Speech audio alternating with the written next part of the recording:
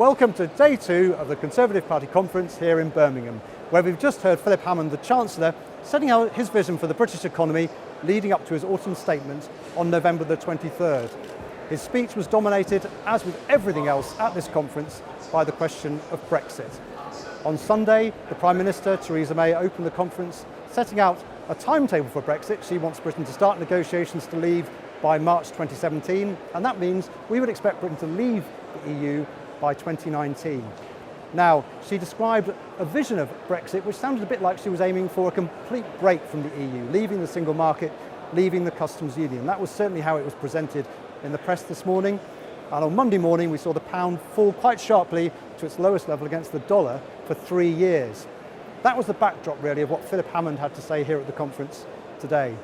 He said, first of all, that Britain had a robust economy, that initially the response to the Brexit vote in June had been pretty relaxed, I think it's fair to say. But he's concerned that there could be turbulence ahead and the market jitters will increase the closer Brexit comes. And that's why he set out in his speech a plan for a short-term fiscal easing. He's abandoning George Osborne's plan to run a budget surplus by 2020. And we're going to see some more investment on things like housing, technology, infrastructure, and regional development. But at the same time, he said, look, the deficit is eye-watering, we can't ignore it, and he will set out sometime between now and November the 23rd his plans to run a balanced budget in the medium term.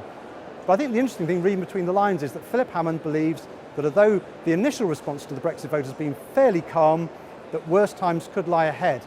And that's why everything at this conference is really focused on that big decision, the Brexit decision, and the exact shape that Britain's future relationship with the EU will take.